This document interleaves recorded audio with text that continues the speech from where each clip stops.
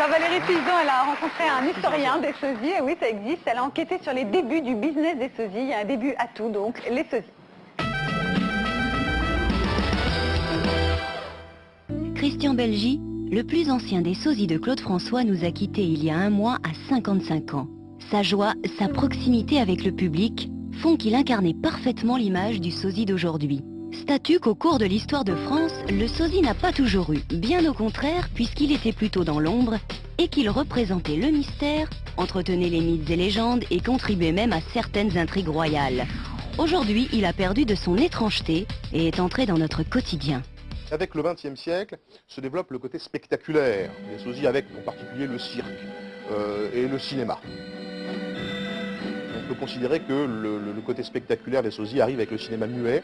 Et à cet effet, il y a la fameuse histoire de Charlie Chaplin qui participe à un concours de sosies de Charlot et qui n'est pas sélectionné pour la finale. C'est-à-dire qu'il n'y avait plus Charlot que Charlot lui-même.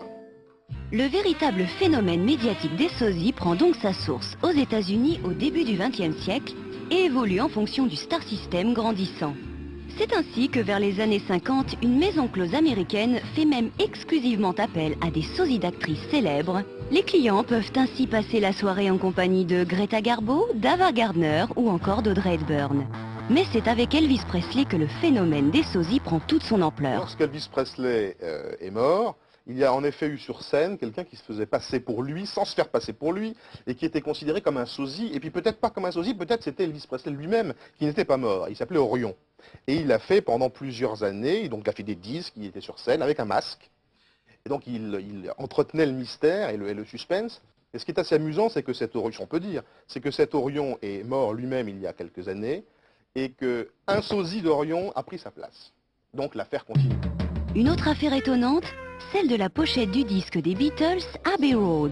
On ne reconnaissait pas Paul McCartney et pour certains fans il était mort. Le groupe l'avait remplacé par un sosie.